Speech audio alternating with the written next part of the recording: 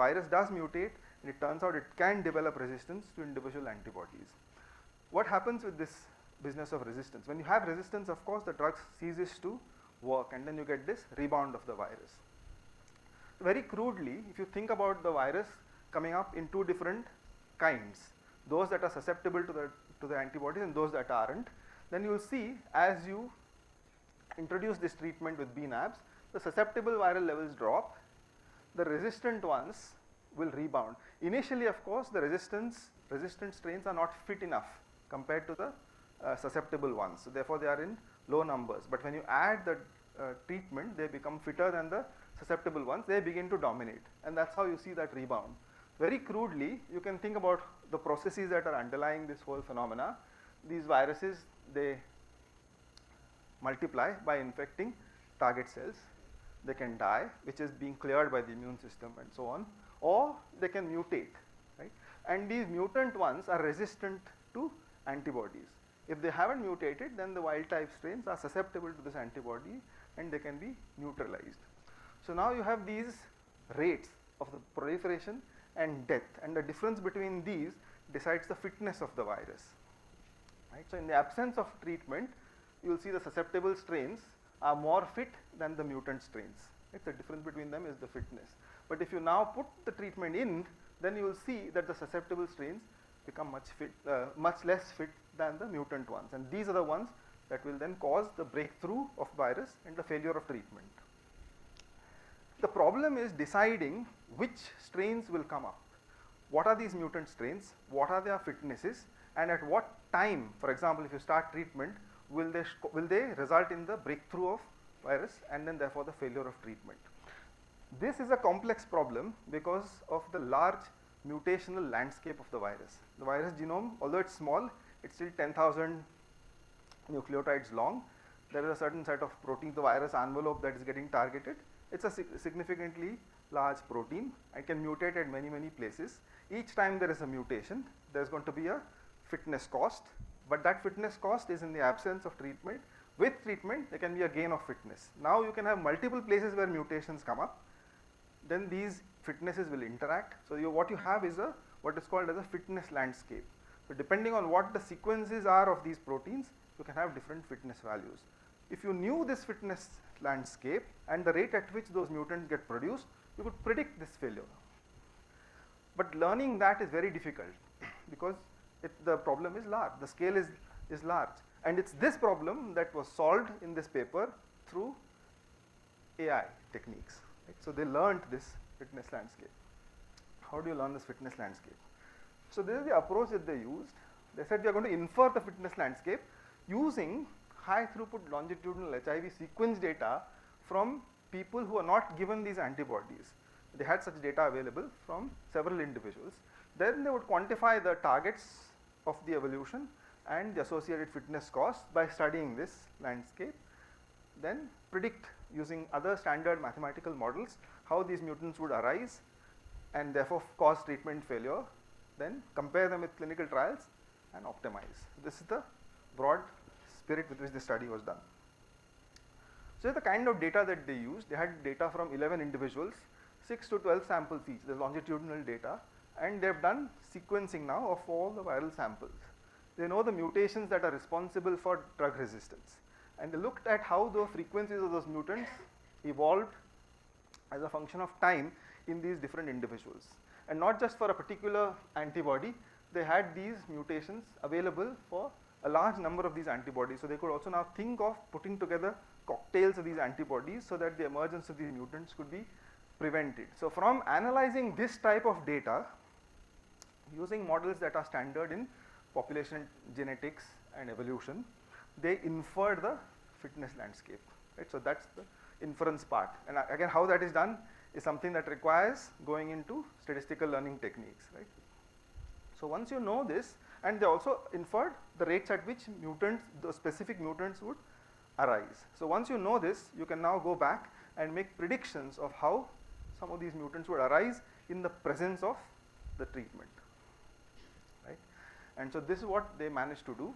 So this is an example of some of these predictions. The red lines are actually their fits, the predictions of the model. And now they recapitulated clinical trials where these specific antibodies were given either alone or in combination, and what they're looking at is the number of individuals that saw failure of these particular treatments at different time points following the start of treatment. Right? So there's a bunch of individuals who did not respond at all, so they are failing very, very early. The bunch of individuals who failed at different time points, 14 days, 28 days and so on, and there are some people who responded much, who did not fail this treatment over the duration of this particular study. So they now captured this quantitatively for both these antibodies and also the combination. So they have a handle now on how this evolution of the virus takes place, how it triggers the emergence of mutants that cause the failure of these treatments, and they can be quantitative about the timing of the failure of the treatment. So with this, we can now go back and optimize. Right? So you can now think about all the various places where mutations can come up which cause resistance to the different antibodies that are there. Think about combining them and then make predictions about what the probability is of an early failure of treatment. Early in this case is I think less than 56 days according to their calculations. And what they found was that if you had, these are the various sort of combinations that they studied, the net sort of take home from all of this is that if you used a combination of 3 antibodies, then you are very likely to not see failure, at least with a high probability, at least over this 56 to whatever days of which their clinical trials were modeled. So this now could be used also to personalize treatments, because if you now sequence the strains that are there in individuals, you can apply this formalism to them and make predictions of how likely they are to fail at different time points from the start of treatment. So this is my example 1 of where antimicrobial resistance, in this particular case resistance to antibodies in the context of HIV, was learned through learning techniques, and then the insights were applied to solving this problem of how one could optimize these particular treatments. Right? So I'm going to switch gears and talk about the second problem, which is to forecast the COVID-19 epidemic. Right? And this is again from another paper which is currently under review in one of these journals, but it's on arXiv, so you can look it up. I'm guessing this will get published very soon. It's a beautiful paper. What's the challenge? Modelers got a very bad name, right, during the COVID-19 pandemic, because apparently nothing was gotten right. All these articles that got written which says the turning point and end of an expanding epidemic cannot be precisely forecast. Forecasting for COVID-19 has failed, and so on, right? So the question is, can you get it right? Why was it failing? People used standard epidemic modeling techniques which involved the SIR type frameworks, using information that was available at that time. Of course, information was scarce, and so people tried to do the best that they could, but they fell short. Question therefore is, can we now include more information that these previous models cannot at the moment handle, and ask if forecasting can be improved? So that's what this study has done, and this takes recourse to a large language model called Pandemic LLM, and it's interesting all the things that these people have put in to get these predictions right, and still you will see there's much to be desired, but it's a significant step ahead from where we otherwise were. What information are they using? This is a model that's applied to the US. They're trying to predict hospitalization trends 1 week after another. So if I know the hospitalization trends over the past few weeks at the level of individual states in the United States, can I predict what's going to happen with the demand for hospitalization next week? They're trying to use genomic surveillance data. So there are lots of sequencing of the virus that's being done and being deposited in some repository. They have access to all of that. Demographics and healthcare system information. So for each of the states, what's the kind of population, what's the age, what is the hospital infrastructure that is available, is it good, bad, is it stressed, and all of that. Then public health policy information about whether there are lockdowns, whether opening of schools is being allowed, these kinds of information. They in fact even use election data for some reason, behavioral information also, and then epidemiological time series of how hospitalization record or hospitalization has happened in the past so many weeks and so on. And what did they do? They used all this information to produce an AI human cooperative prompt that they could now subject to, in this case Llama, but any large language model, and ask it using large language models to come up with a prediction of what would happen next week given all this information. And what is their target? They are asking, based on some CDC guidelines, whether there would be a substantial increase in the need for hospitalization, moderate increase, whether it will remain stable, decrease, or you see a substantial decrease. This is the level at which predictions are getting made, and there's some quantification of this in their paper. So once you have this, you can use existing data and fine-tune a pandemic, fine-tune your large language model to make these predictions. So this is what they have done, and what are the predictions? 1 week hospitalization trend prediction and confidence scores, and also 3 weeks. And then you look at how the model performs. So this is the game. It's a hard thing, but they have done this, right? So here's what, I'll give you an example of what this prompt looks like. So they are using spatial data, healthcare system information, and then they're also using information of how that particular state voted in 2020 presidential elections. Apparently that is related to some behavioral trends, right? And so they find that without this, their predictions are actually worse off than with it. Then the genomic surveillance data, whether variants have emerged and so on, and then epidemiological time series data, hospitalization time series data, which they encoded using a recurrent neural network, and then public policy information. So all this was included in this prompt that they generated, which went like this: you're a helpful assistant. You have seen these things, right? Blah, blah, blah. And then now you give it to Llama and see what comes out. Okay.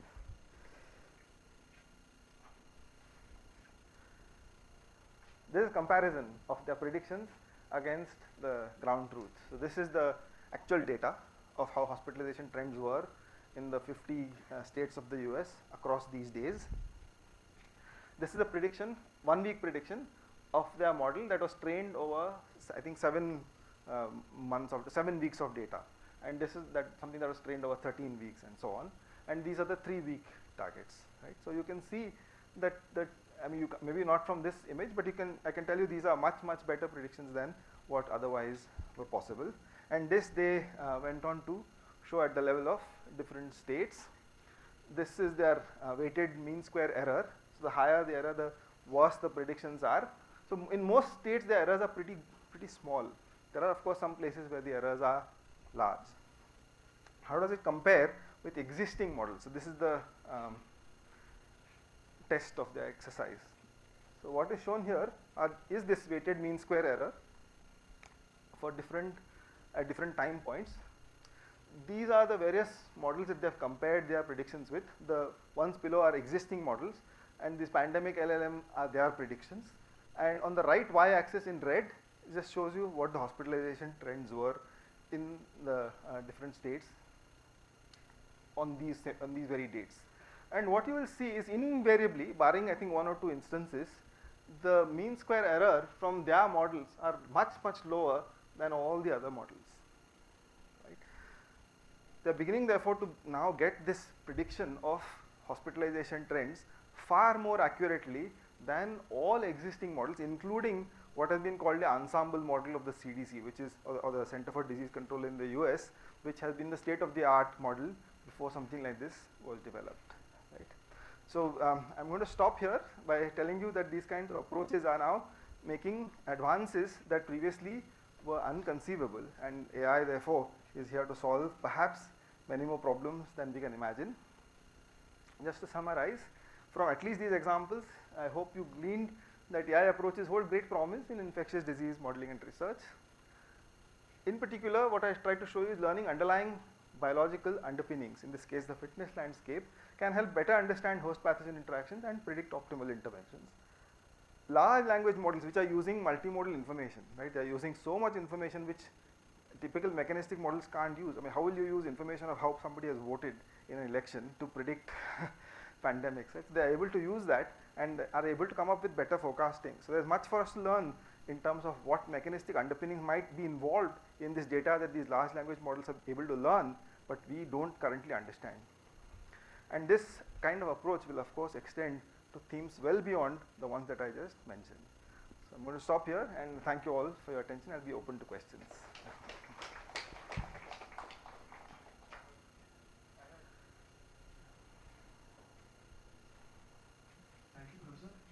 slide number 9, I have a question. Yes. 9. 9. So before that, I think in viral load possibly that slide I missed. So there was a This one? no sir, like some other slide. Okay, this Yeah, one. this one. So you mentioned about there are two strains of viruses that are in the organism. Yeah, here. Where Here. when the respond sensitive strain was abundant, the resistant strain was maintaining low Correct. quantities. Is there any reason for that? Like, Yes. are they competitive? They do compete, right? So you'll find the more fit strains dominating the populations, and then the less fit strains getting outcompeted. The reason they remain at low levels is because they are produced by the mutations of the more fit strains. So you get this mutation selection balance, which establishes the frequencies of the less fit mutants in a typical situation where you have this evolutionary competition going on. Thank you, Professor. Welcome. One more question. Sure. Yeah. So if you go to slide number 12, I think the monkey is treated with. Oh, monkey. Sorry. Yeah. So This one. the antibody levels basically is things.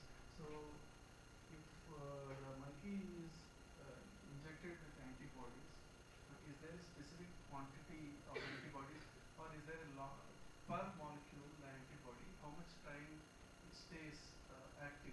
Right, right. So these antibodies, their pharmacokinetics is well known. People have measured their concentrations in healthy macaques and so on, so they understand the levels at which they decline, the timescales over which they decline, and so on. The levels administered are typically determined by toxicities. Yeah, so you can't go beyond a certain level, and then so that's what you otherwise you would like to pump in as much as you can. Thank you. Well,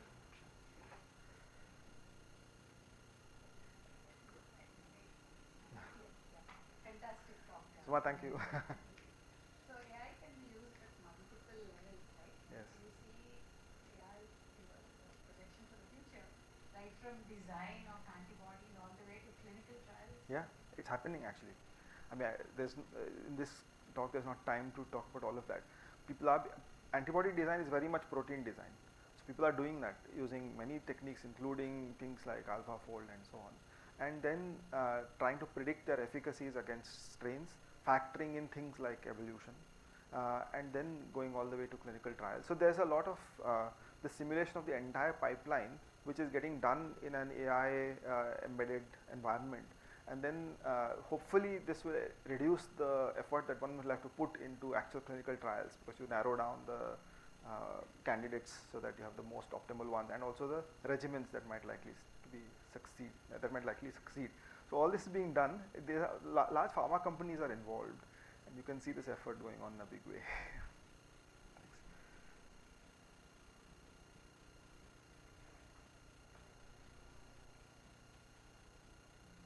So next one. Thank you. So you said that for certain people, when HIV virus is when they are infected with HIV virus, there is a 1% population that has that on its own they are able to Control, suppress yes. the virus, and some 10% that is able to suppress it after the Treatment. administration. So is that something that is based on which strain of the virus that infected them, or is it based on the person who got infected? It's not very much dependent on the strain. It's more dependent on the immune responses of the individual. So HLA types of the individuals, these are supposed to be determining whether you manage to control or not. Viruses, of course, there'll be some strain level differences, but they don't seem to be the predominant factor determining whether you control or not.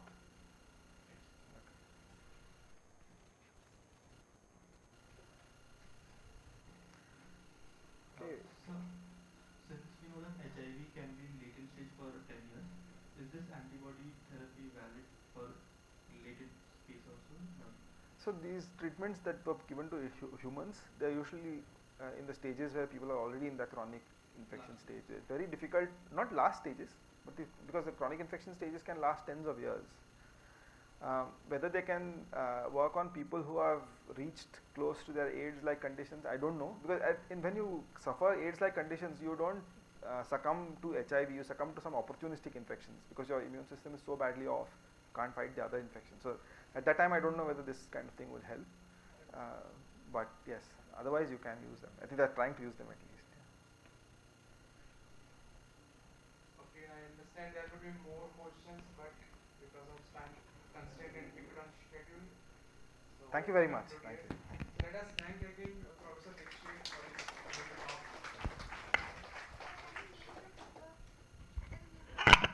Name the paper.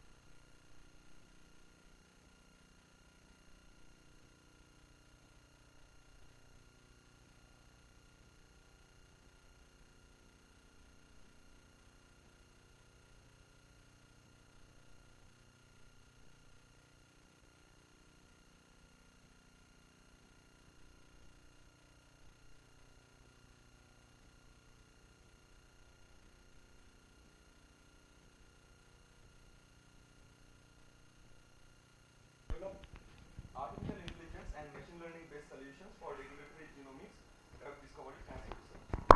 So today he will be discussing about the implementation of artificial intelligence in the field of drug discovery. Is it okay? I can use the mouse.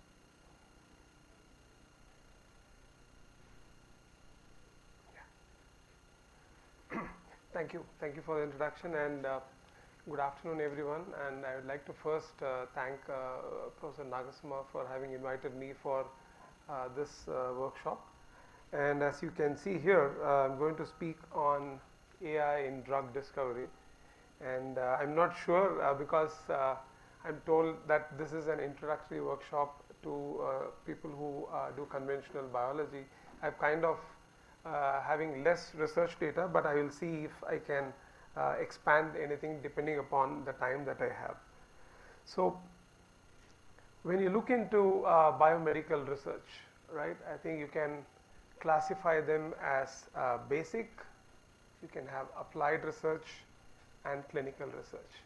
And when you look into basic research conducted to increase fundamental knowledge, then we are looking at applied research to see how we can actually do some more experiments to take it up to developing a drug or a surgical procedure. When you're looking at the ultimate final stage of biomedical research is to see if you can use some of the things that have come out of your fundamental research in treating humans.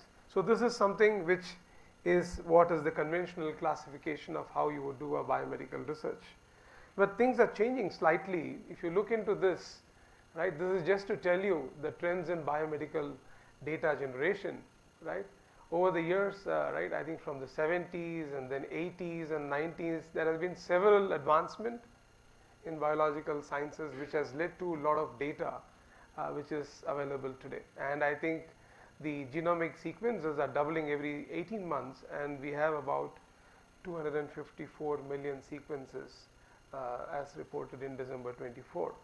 When you look into this, you know how the availability of large data is actually transforming the way decision is made over time with improvement in technology.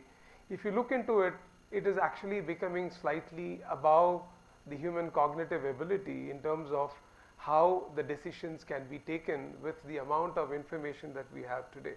So the conventional usage of an educated guess is no longer valid because there is a lot of data today, and if that data can be converted in a form which can be augmenting the cognitive capacity, thereby we actually can extract actionable knowledge.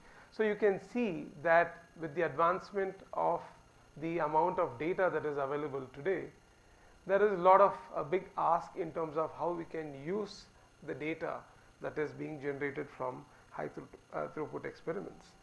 So when you look into the kinds of data that are available today, you can have data in the form of discrete numeric values, you could have data in the form of continuous signals, or you can even have data in the form of visual images. So when you look into numeric values, we have the next generation sequencing data, different kinds of, right, I think ChIP-seq, methylation, microarray, all these data can be largely classified as a discrete numeric value data. We have continuous signal data, we have several things coming out of genes, chromosomes, genomes, and so on. Similarly, we have a lot of biomedical imaging data which is coming from different kinds of imaging experiments. So there are different kinds of data, and these data, if it needs to be used in an integrated way, there needs to be a mechanism by which we can optimize this for utilizing in biomedical research. So when you look into some of these, so there are the availability of information, but if you look into this, right, there are several challenges, let's say in acquiring data, but this is being overcome every day with newer technology.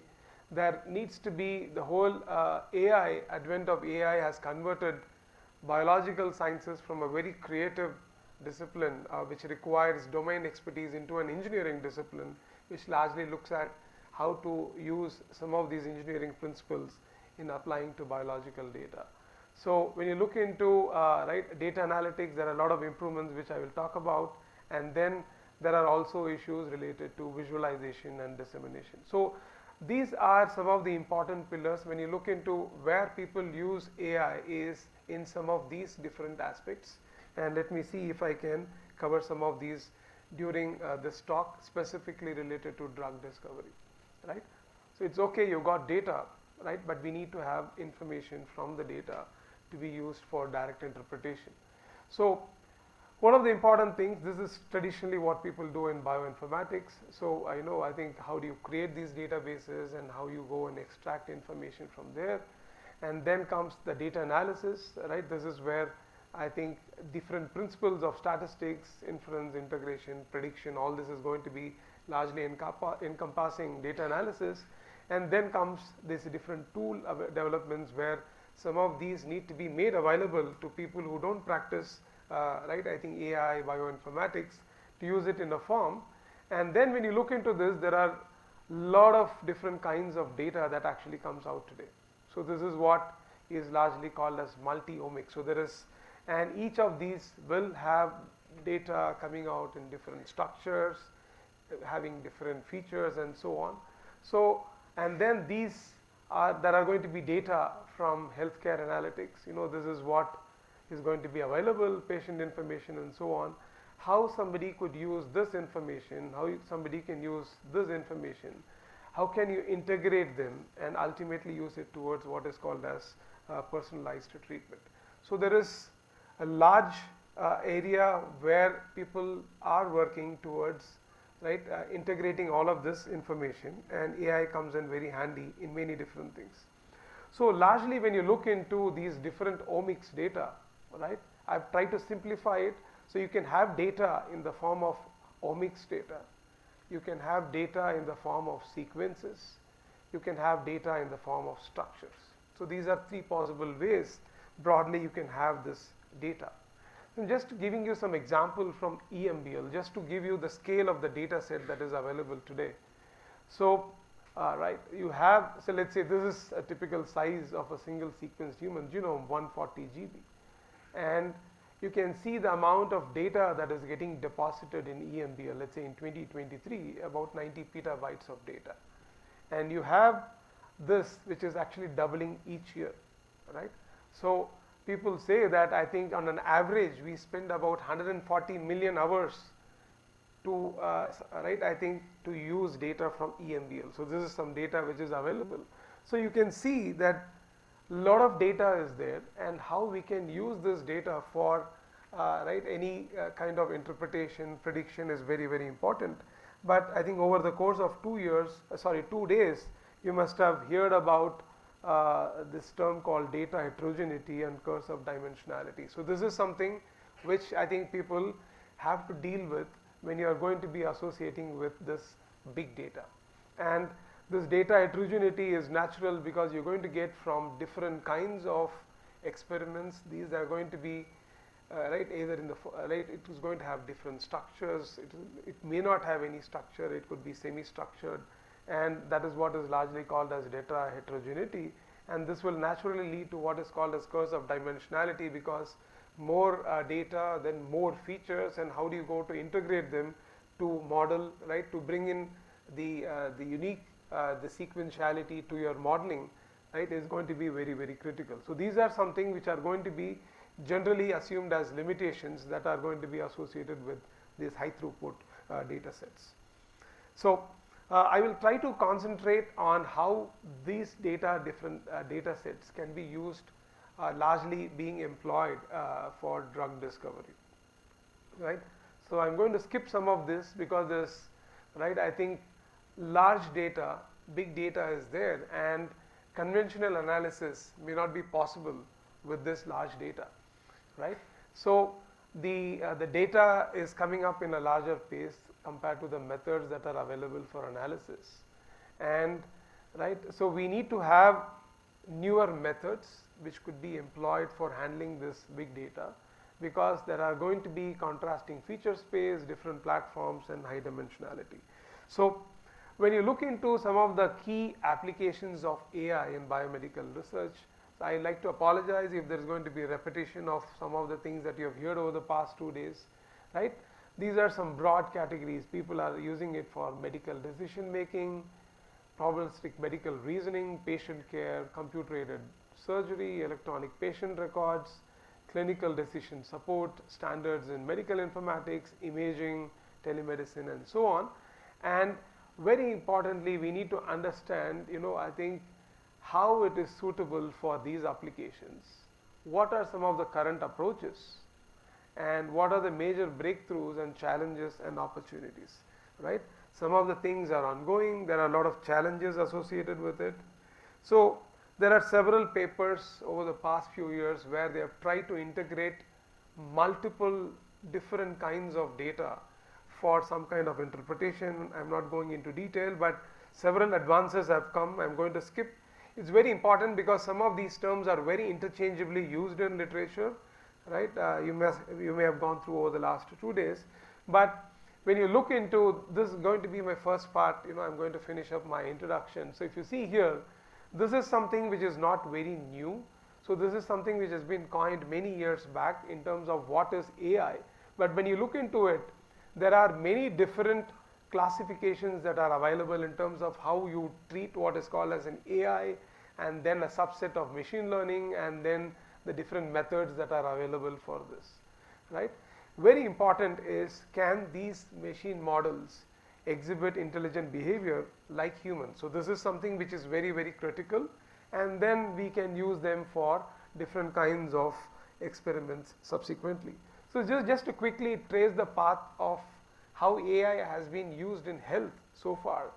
When you look into this, so this is something, as I said, I think started off in 1956, but then first problem solving programs, expert systems, right, which was helping in identifying bacteria and recombinant, recommending antibiotics. So this was way back used in the 60s and 70s. When you look into the 80s, right, the period of 80s where these were used, right, I think to support physicians in making certain decisions.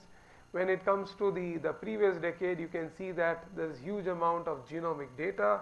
You have electronic health records, and right, we have several models that are available in terms of right, how to handle images, and then robotic assisted surgery.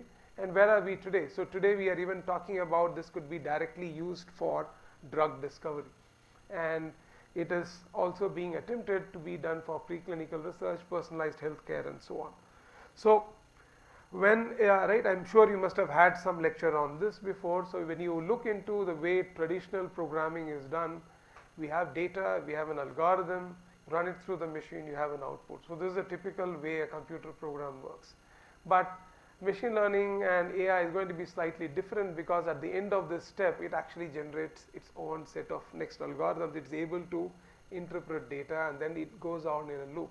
But then the way you look at it is, it can be looked at either when you have information, in terms of you can provide informations as an input. So you can develop predictive models based on the inputs that you provide, which is going to be largely called as a supervised learning. Or it could be something when you don't know, have enough inputs, you could largely give it as you could classify it as an unsupervised learning. But then the key things that people end up doing, people who do AI ML, is looking into clustering. So because how to handle the data is the most critical step whenever you employ AI for understanding. So one is called clustering, the second one is called classification, and then you're going to have the regression models. So when you look into how to handle data, so this is very, very critical, because how you handle it is going to be very important, because you need to know the data that you are going to be using, right? How to classify it, right? And then what are the features in the data. So I'm talking about as simple as you have a sequence, you have a structure, you have an image.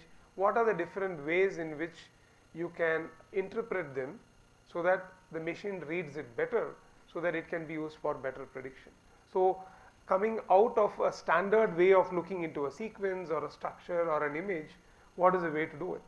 So as I mentioned earlier, it's very important that we understand the problems associated with the data that you have. You might have a very badly recorded data. You can have something which is totally irrelevant, which is going to be part of your data set, and this can lead to corruption. Then you can have incorrect information, missing features, and so on. So you need to be very careful about which data set that you would use. And there are different ways today to represent those data, and I'm talking about here what are the ways in which you can represent a sequence, what are the ways in which you can represent a structure and image. So I'm not going into the details here, but what is very important here is, before you start handling your data, you need to know what is it going to be used for, what kind of prediction you want to do, what is the nature of the data that you have, how will you represent the predictor, how will you train the predictor, and how will you test that how good is your prediction. So these are very, very important questions that you ask even before you try to work in this particular area, right? So you must, right, I'm sure you must have heard over the last 2 days. So this has got applications across all disciplines, starting from one of the grand challenges in terms of how do you annotate a sequence, right? I think how do you find genes, to using it in genomics, evolution, text mining. You could use it for function prediction in proteomics, right? And then structure prediction, motif identification, systems biology, and so on. So it has got a huge spectrum where actually you could use this and right, I think extract benefit out of this.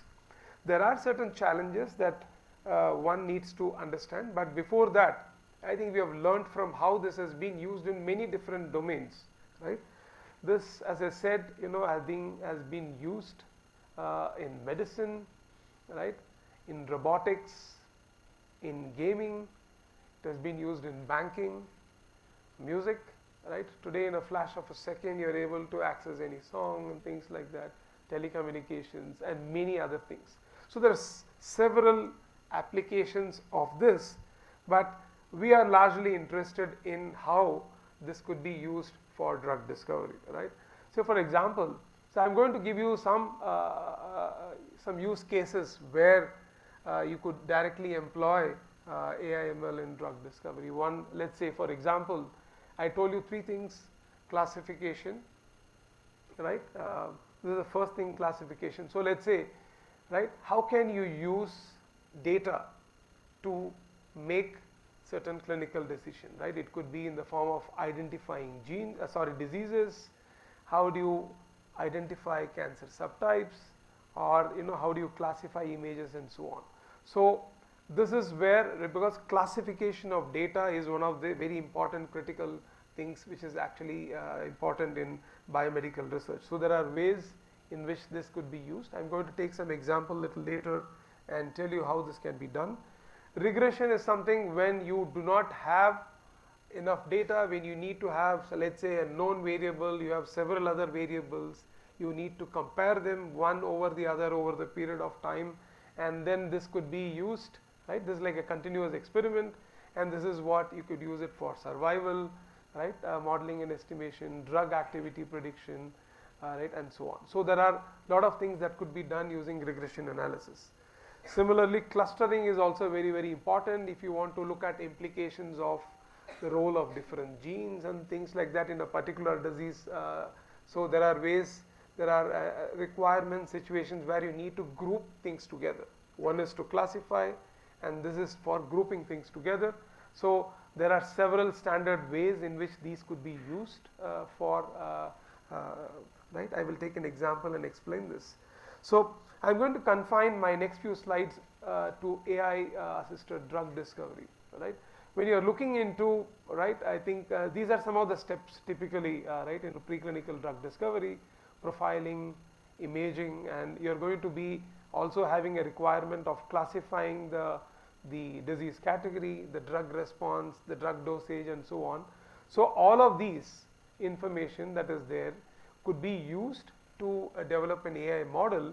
Thereby you can predict many things which are in the which are in the different steps related in the drug discovery process. Similarly, this can also be used for disease stratification, the mode of action, and things like that. So many such things. So depending upon what kind of data that we have, we could use that for drug discovery. And these are some typical steps that are involved in drug discovery: target identification and validation, compound and lead discovery, preclinical development, clinical development. These are steps that takes about 2 decades to complete. But there are few steps that could be quickened by using AI/ML. Say for example, how do you identify? So we have kind of moved away from having a target and looking at a discovery of a drug towards it. We have kind of moved towards undruggable targets. So there are ways in which you could identify, right, some of these important things, and there are certain important data characteristics which could be easily identified using AI in terms of the data that you have. So this is a quick comparison from how we do a traditional drug discovery. So in traditional drug discovery, there is a disease target that is identified, and people work towards identifying lead compounds, right, towards that. But here it's going to be largely data driven, so we don't worry about having a target in mind. When you say a target in mind, we need to know the structure of the target and things like that. So largely the word called undruggable target is something which is not practiced in a traditional medicine, because we need to have a target. You need to be able to look at the interaction and able to design an experiment, lab experiment, so that you can verify the interaction, which is, right, maybe not a requirement here. So here we are looking at how algorithms and right, they can learn from the existing data that you have, and you don't need to have a well defined structure of a protein. That is going to be very important in drug discovery.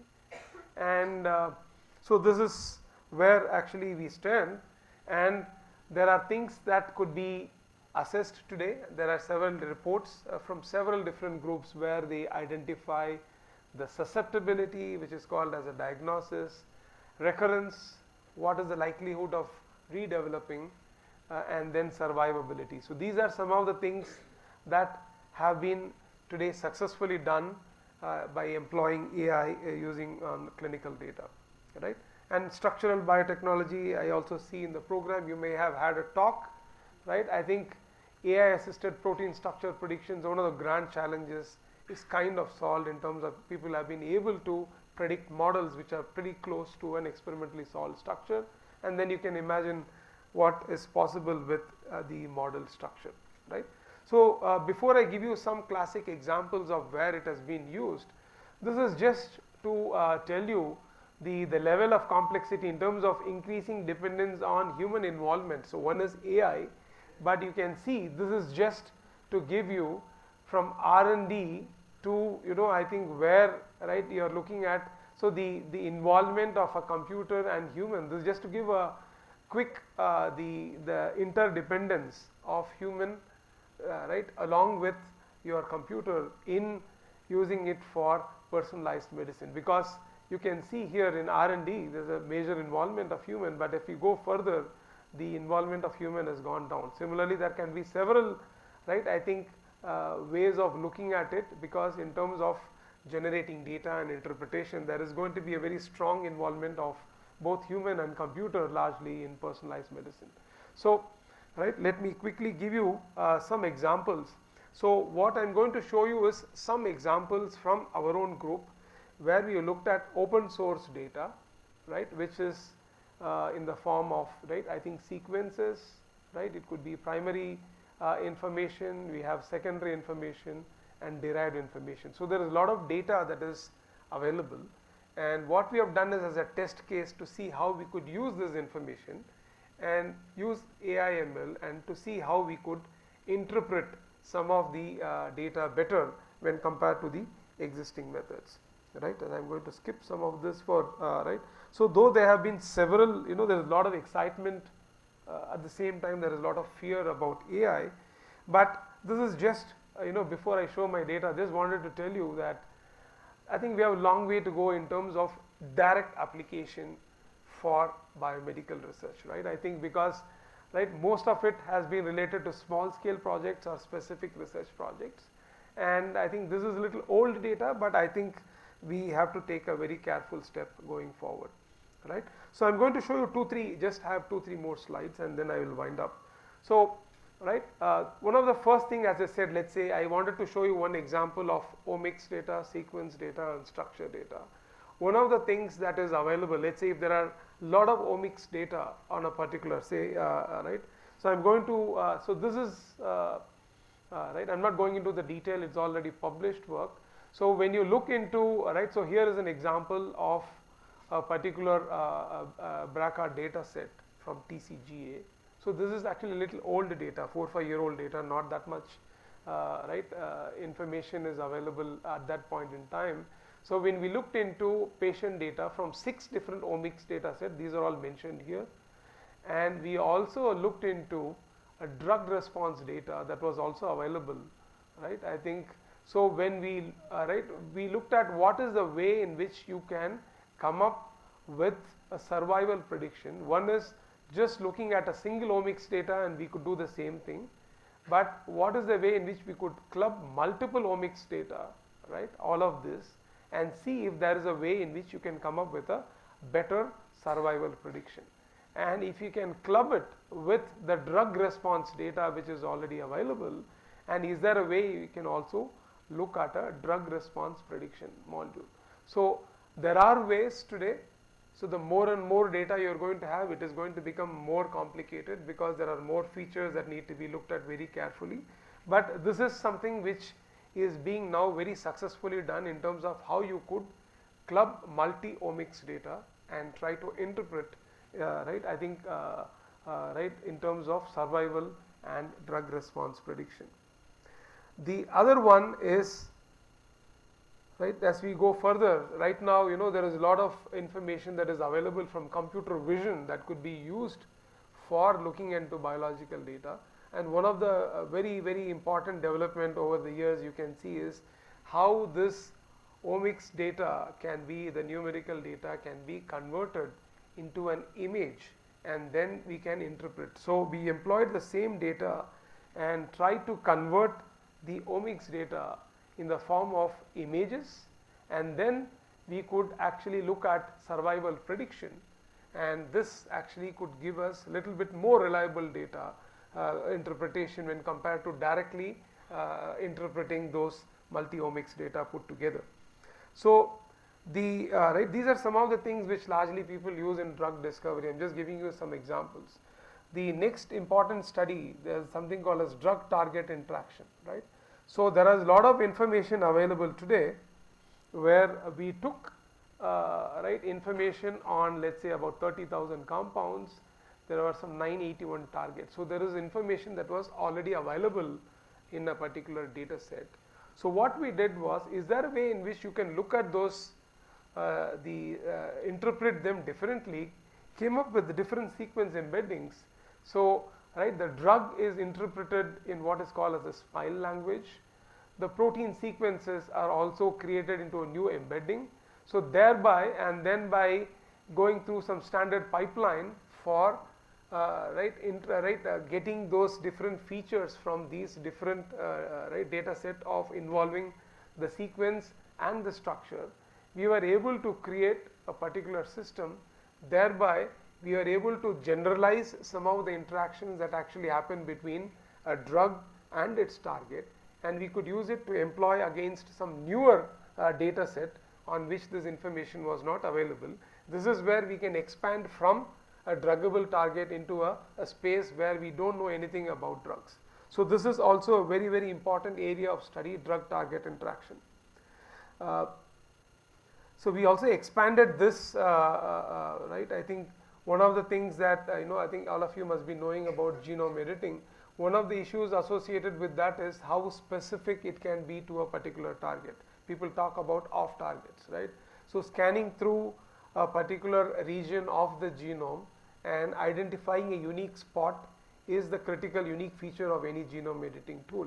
But what happens is, if there are some minor variations in the target or regions beyond, right, upstream and downstream of the sequence, there are also recent reports which talk about, right, having a role on the specificity of this binding. So we used right, I think a particular data set that was available from ENCODE, and we took all the transcription factor binding sites. It included zinc fingers, leucine zippers, and helix turn, helix motif. All those different data set was for about 25 transcription factors, and used them to scan about 1,000 sequences and identify regions which are directly contributing to the off target specificity and able to interpret the right, and this is not possible otherwise, because we did not know regions which actually can directly contribute, but it actually picked up from the data. So we looked into, right, I think there was the ChIP-seq data, and anything which did not fall into this whatever was found using the particular module called moods, those are used as the negative regions. So we were able to quickly identify regions outside, let's say, 18 base pairs which may directly contribute to the specificity, identify quickly regions. So these are some very preliminary studies which could be expanded right, on a very quick basis, right. Yeah. So I'm going to wind up. This is a recent study which we have published in Journal of Biosciences. So this is like a big question that was asked: can we right, can we compete, can we develop a AIML based method which can compete with a physics based method, which is a standard process for understanding protein ligand interactions. So we developed an ML based framework where we kind of created graphs out of these interactions, something similar to the previous study that I mentioned. We kind of had a graphical representation of the protein binding region, and as well as the graphical representation of the, so first we did as an image, and then this was like a graph, and then look at different nodes and different features, edges which actually can contribute it. So we have increased the features which can contribute to the protein ligand interaction, and thereby, so this was tested against a data set that is available from a database called PDB-Bind, which actually has experimental KD values for protein ligands. So this is also one of the things that is really now helping to quickly scan through large data set of proteins and ligands, unlike the classical virtual screening, doing docking, MD simulations. So overall, I think it has got several applications, but I would say that there are several challenges which I'm going to just wind up last slide, right. I think right, I think good implementation strategies is actually not available. It's very, very critical, and there are some pre-existing biases in the way we do science, but I think that we need to come out of that, because if you need to use AI ML, there is going to be a little bit of deviation from what we do. So the road ahead in terms of, right, I think multidisciplinary research is what actually we are heading towards, and there are several things that require domain expertise from different areas, and then that can lead to, right, I think creating AI based diagnostic or therapeutic methodologies. All right, I'd like to thank my students who contributed to some of this work, and thank you very much. Wonderful talk, sir. So we can have a quick one or two questions because of the time constraint. So, any questions? So if there are no questions, let us all thank Professor Sundar again for Thank you. sharing his valuable insights with us. Thank you. We would like to invite our next speaker, Professor Deepak Saini from the Department of Developmental Biology and Genetics at IISc. His lab focuses on signaling pathways in aging, inflammation, and infection, with special interest in G protein coupled research and the subsequent cascade of events as the cell grows old.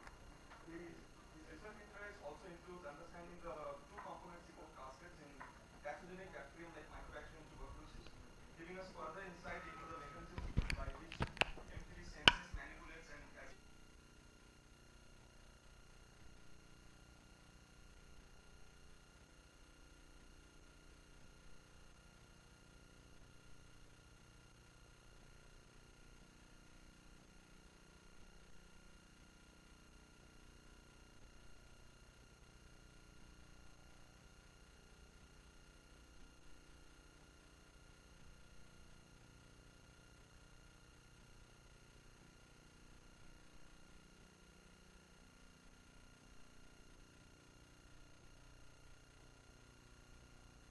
Good afternoon, everyone. I think I'm standing between your lunch, right? So I think once you're hungry, the AI or natural stupidity does not make a difference, right? So we are all hungry, and I'm going to take as little time as possible. But too few disclaimers to begin with. I'm not an person of AI. I'm more close to natural stupidity because I'm a biologist. I do not, if you ask me any questions about using biological data and using AI tools, I'll actually guide you everybody back to Suma and Chiru, whom I've worked with in past and still continue to work with. It's more about biology. It's all going to talk about what we do in biology and where do we think there could be very interesting use of AI. So in biology, we deal with a lot of data, and most of the time we spend 4 years generating data if you're doing a PhD, and last 1 year trying to figure out what to do with that data.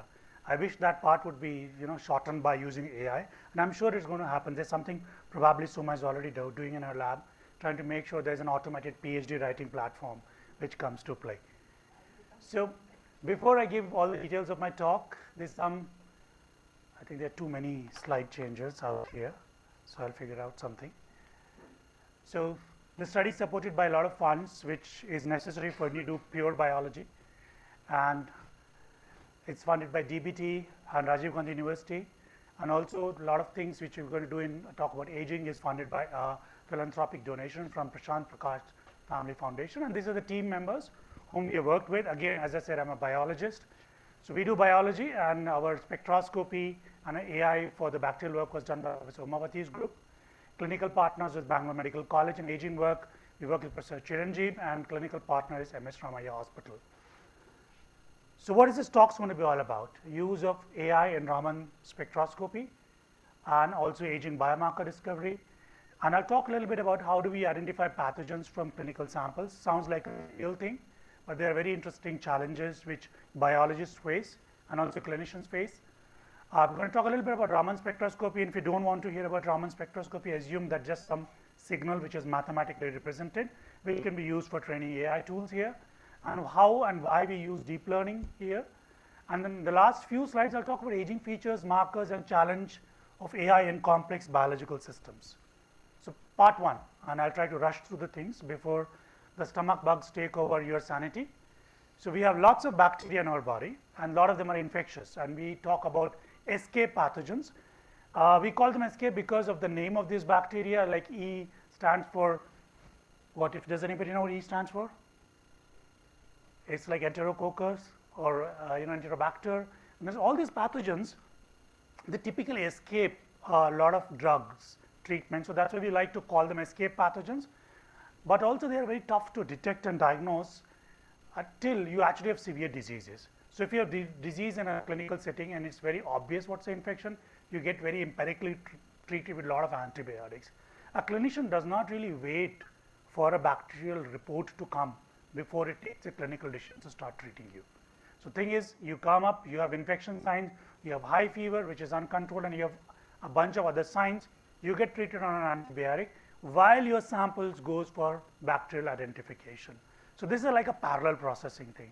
And when the drug report and the blood report comes, you have A, B, C pathogen, the clinicians fine tune your therapy, and if it turns out to be a resistant one, he actually changes the therapy for you. So most of the times clinicals are marred by approaches which can tell me very rapidly what is infection in your body, because what we rely on very conventional tools to detect bacteria. So this slide I've already talked about. So this is why some people like me stay ahead of the slides. And what are the conventional approaches? These are the conventional approaches of diagnosis. So when we look at clinically, this doesn't seem to be working. Maybe my computer does not want to detect it. So conventionally, you get infection because of surgical wounds, you get blood-borne infections, you can also get respiratory infections, and also UTI. And a typical workflow involves taking a sample and subjecting that sample for identification. So very routine labs send the sample for culturing, where we try to grow the bacteria. We presume that whatever is infecting you, we can grow it, and pretty much we can grow most of the bacteria which are actually life-threatening. It takes time. Not all bacteria loves to eat and multiply like E. coli. Some bacteria take 3 days, 4 days, and if you happen to have tuberculosis, that's a 21 days design. That means after 21 days of knowing you're potentially infectious, we'll get to know whether you have a live bacteria in your system or not. Now this problem is also further becomes more complex, because many times you have infection, the sign says you have an infection, nothing grows on a culture plate, because some bacteria do not like the culture media. We call them viable but non-culturable bacteria, called VBNCs. Big problem, because clinicians believe you are infected, nothing on the plate, you still get antibiotic.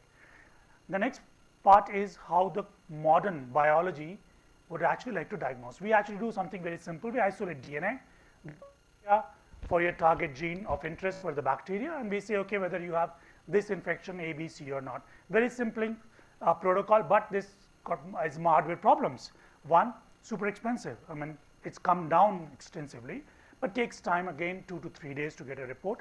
It still does not tell me the bacteria is living or dead.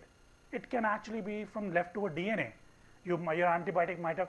So a lot of people in India, especially in a country like India, where you can buy antibiotics off the shelf, you actually are already taking antibiotics.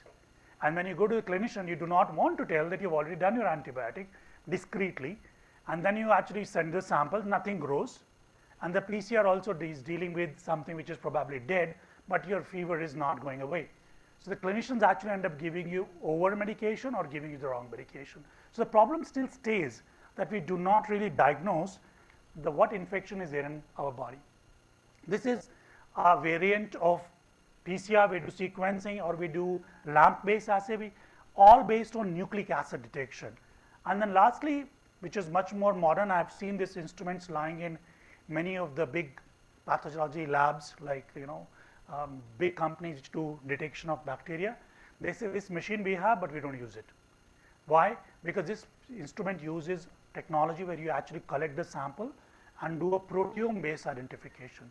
Works very well in principle, makes it expensive, slow to run, and you need a good technology, people who understand this technology very well to identify the protein. So basically proteome signature-based identification. So there are lots of approaches, there are lots of pros and lots of cons. And the pros include, for culturing, simple, inexpensive, sequencing, helpful of, they say, by VBNCs, because if you have good content of 16H, you can pick up, again, not very reliable. then your PCR, qPCR, they're all techniques are there. But what we're still looking for is something which can allow us to look at bacteria as it comes from the clinical sample, and can I do something which is able to detect at one bacterial resolution? Can I find a single bacteria and I'll tell you what that bacteria is? So it's not easy. So what we relied on was something called Raman spectroscopy. Now Raman, if you couple with a microscope, it becomes a Raman microspectroscopy. So you put it in Raman, put it in a microscope, collect the Raman scattering, and you are in IISc. This is where the Raman effect was actually linked to, I should not say discovered, it was linked to. And Raman scattering is an inelastic scattering process in which once you shine a light on a substrate or a material, based on the composition of that material, the wavelength shift, which is a very small amount of intensity of light, undergoes Raman scattering, which you can capture using sophisticated Raman spectroscopes, and you can analyze these signatures based on the scattering observed at various different wave numbers. So basically you think you shine light, you collect Raman scattering, and using a grating or a monochromator, you can actually collect spectra of intensities observed at various wave numbers of the light which is scattering out of your sample. It's like a digital footprint, but actually it's a Raman footprint in terms of a light. So what do you do with this spectra? So over the years, what people have done, they have ended up identifying each of these wave numbers or features to some biomolecules. We can say these biomolecules correspond to lipid for DNA, or a complex amide bond or carboxy bonds, and so on and so forth.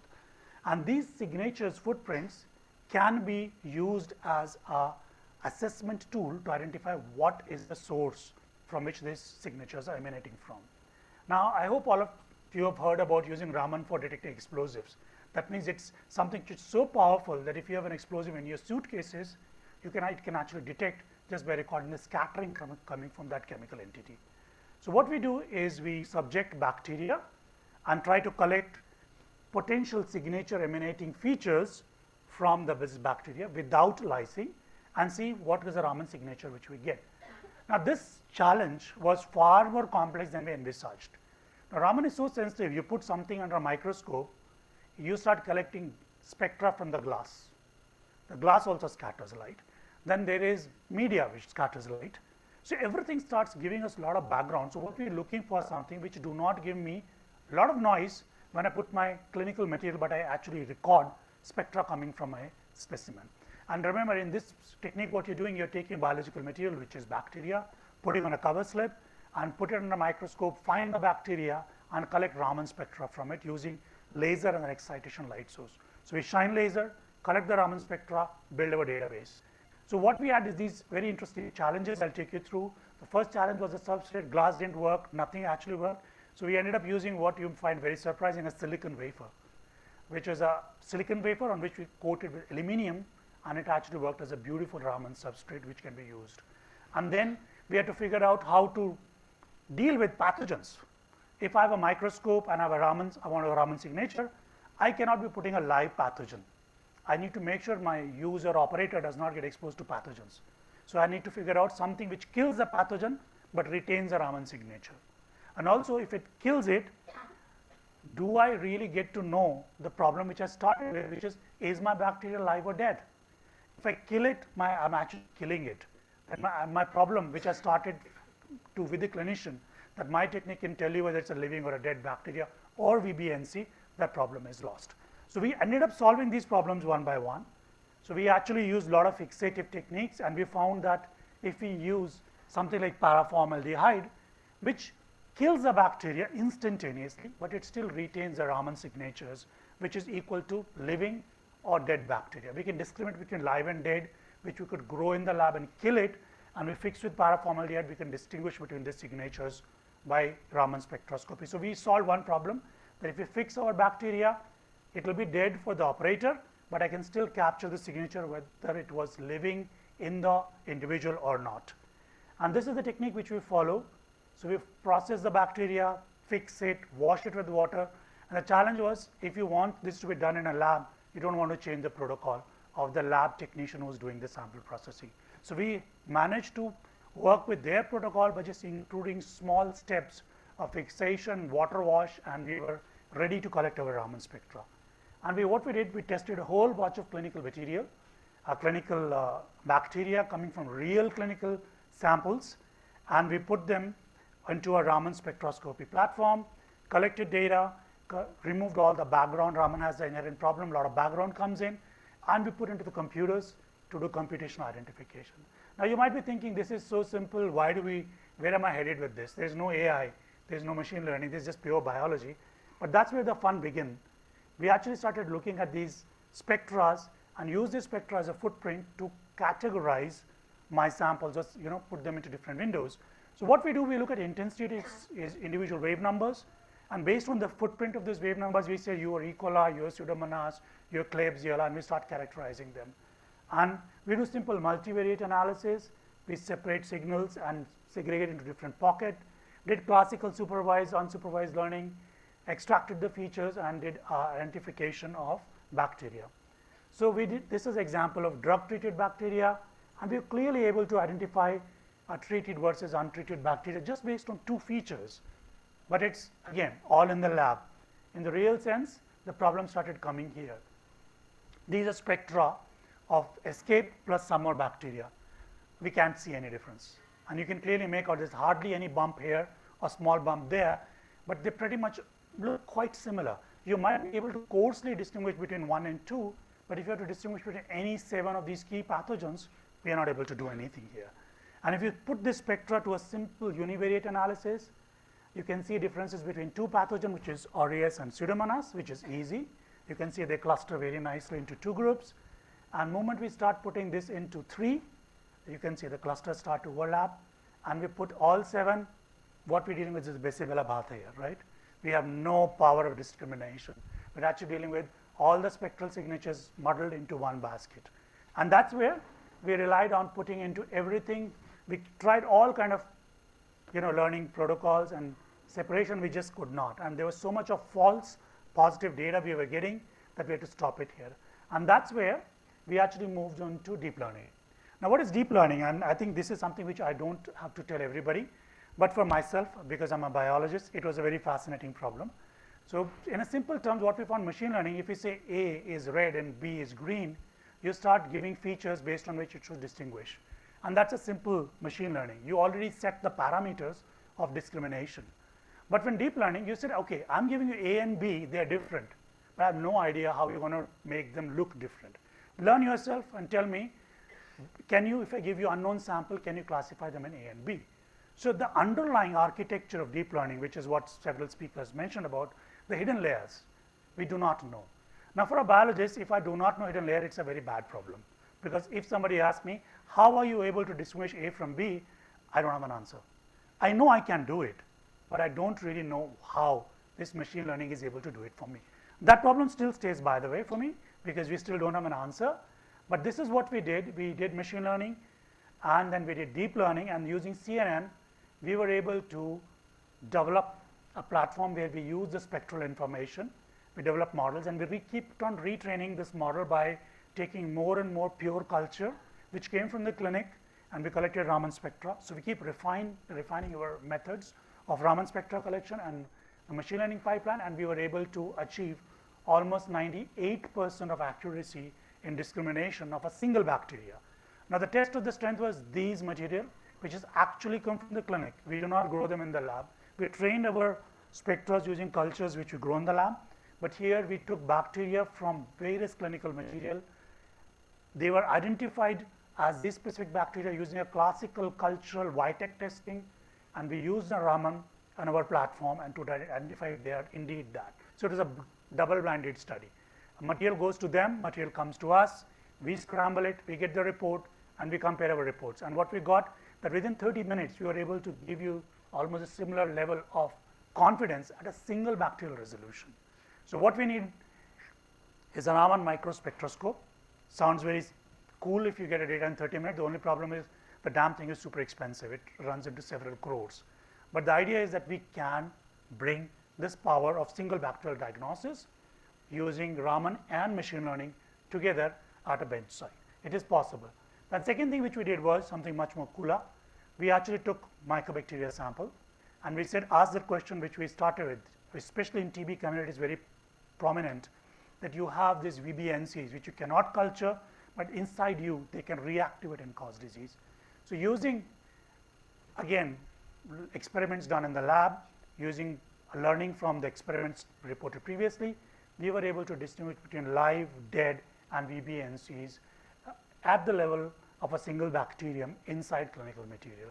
So that is something still which is, we are still in process of validating using large amount of clinical data.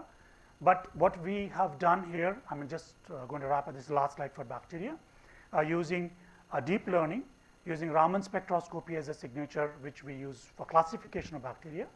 We are able to develop a platform which can be deployed as proof of concept device as and when the technology develops. The challenge still stays is that you need consistent reproducible data generated from the source so that your training models can be deployed. Now, in biology, that is actually a very big variable. I cannot even repeat same PCR in same machine between two students. Even that one student works and one student does not work. So if you have so much variability, the problem of such learning would actually be very limited. So we really need to figure out how to minimize variation in biological data so we can deploy this thing. Part 2, I'll quickly go through. This is something which we are doing to understand aging. Now, this is a very young crowd, unlike us who are sitting in the front row or speaking right here. We are all gray-haired people. So we have already passed that aging threshold. We are aged and you are aging. But all of you want to know your trajectories of aging, how you are undergoing aging. And these are trajectories of aging. These are individual trajectories. Everybody is different. For some people, they stay young forever and they look very nice, not like me, who are into this accelerated aging trajectory. For most people, it's like this. I wish I could plot this graph for some features in your body. If I take some sample from your body and I run it in this graph and I can say, okay, you know, your biological age based on this graph is X. And while your chronological age may be Y, but if your biological age X is lesser than Y, you are younger than what you look. And if it is more, you're older than what you look. Now that value, which is going to be generated by plotting your information on this graph, would be very valuable for clinical decision making. Because if I can trace that X to an organ, your physiological makeup, I can actually manage your pathology early on. But the problem is I do not know those features. Those features are something we really do not understand because we have not done feature collection from healthy human, and also we do not know what are the drivers of aging. Now, if you look at these are all the things which change in our body when we get old. It does not need introduction for a biologist. For a non-biologist, it's fascinating, and that's why we end up buying a lot of drugs over the shelf to keep us healthy. So in aging, this is a slide which was made in 2019, but it shows you what all lot of information where you can use AI to study aging. Target identification. When we say target identification, why?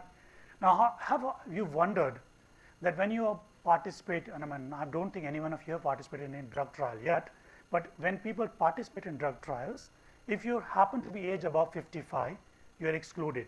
That means most of us are going to be excluded from drug trial in the front, but you guys are eligible. What makes you fail for a drug trial, and what makes us ineligible? And that's very interesting. If you ask the question now second time, who are the people who are going to consume drugs? That will be more people in the front than you guys, right? So there's a very interesting dichotomy. We are consumer, but we are not part of the trials. You are a part of the trial, but you're not going to consume the drug. And if you ask a person who's doing a drug trial, they simply say, aged people give you unpredictable data. There's so much noise that you cannot. If any trial is done in aged people, so a lot of billions of dollars are going to go down the drain. And that's the very reason we need a new look target identification for aged people. So that means a lot of drugs which work in young, predictable, like a clockwork, don't